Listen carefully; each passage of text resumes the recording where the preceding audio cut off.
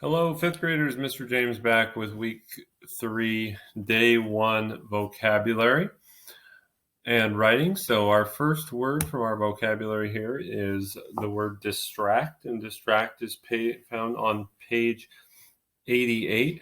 Now, the word distract is a word that you're probably familiar with. Many of you do it very often in the classroom, and you've probably been told to stop being a distraction or stop distracting others.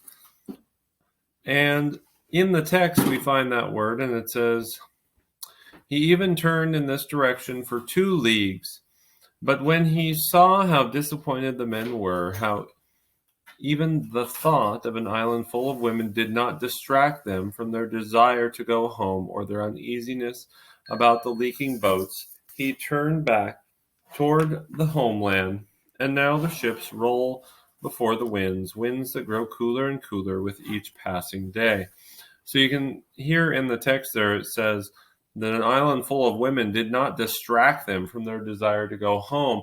And so we know that that means that it didn't turn them away from it. It didn't take their attention from something, which is something that you probably already know. And the word distract is often meaning divert or occupy. So when you hear Mr. James say, "Hey, stop distracting others," it means that you're diverting their attention or occupying their attention from what they should be doing. Morphological link is the word distraction. That's a noun form of that word.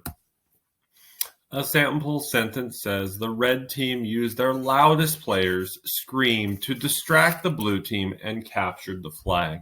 So they got their attention, they diverted their attention or occupied their attention with that loud scream. Please make sure you pause the video now and write your own sentence in your packet.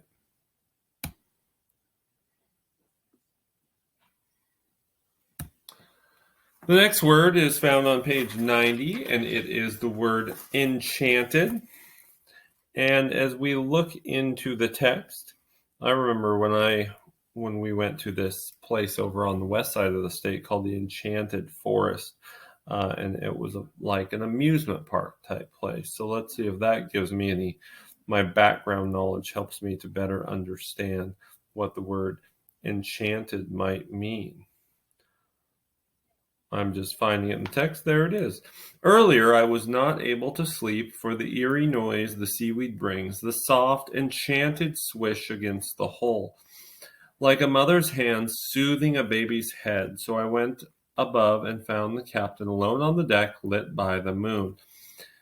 So there was an eerie noise that the seaweed brings, the soft, enchanted swish against the hull. So it's not like a loud sound. It sounds like a smooth sound, but it's also sort of eerie. I'm imagining like a creaking sound. Alexa, stop. Sorry about that. I'm imagining like a creaking sound because it's an eerie sound, it says. Something sort of mysterious, maybe. And enchanting is mesmerizing or magical, is normally what enchanted means. And things could be enchanting, they could be full of enchantment.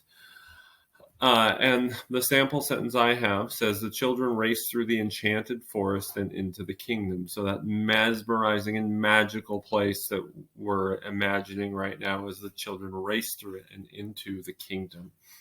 Go ahead and pause the video and write your own sentence now.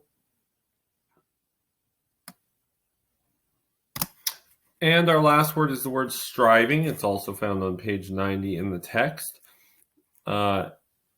And it's about halfway down the text, and the sentence reads, "His log entries these last 2 days are concerned with the miles we make and the direction we sail, constantly plotting and striving to find his way back to Spain." So it talks about how he is constantly plotting and striving to find his way back. We know that he's trying to figure out what direction to sail. So striving, I would say, sounds like he's plotting. We know plotting points means sort of putting things on a map. And striving, he's trying to find his way back to Spain. So I'm going to say maybe something like trying. Yeah, and that's a good word there. Trying or seeking. The word strive would be a verb in the infinite tense. Someone who strives could be a striver. And a past tense would be that you strived for something. You might have strived for a goal, which means you've tried really hard to attain that goal. And the sample sentence says, you can tell by her hard work that she is striving for perfection, meaning she's really trying to get things perfect. She's trying to do it the best that she can. She's trying to make a perfect or do a perfect job. Go ahead and pause the video and write your own sentence now. All right, your right and response reading question says, look at the second sentence in the entry on page 90. Write a paragraph discussing how the imagery and figurative language in this sentence appeals to the senses of hearing, touch, and sight. So the second sentence says, earlier I was not able to sleep for the eerie noise the seaweed brings, the soft, enchanted swish against the hull like a mother's hand soothing a baby's head. So I went above and found the captain alone on deck, lit by the moon. So much description in that sentence, so much imagery, so many pieces of figurative language that really play with your senses and help you to feel like you are there. For example, like a mother's hand soothing the baby's head is a great example of a simile that is used to talk about the way that the swish of the seaweed is making noise against the hull. So make sure that you are writing a complete sentence. Give a topic sentence, some examples from the text, and then a concluding sentence. And thanks so much for listening today. Hopefully you're having a great day, and I'll talk to you again very soon.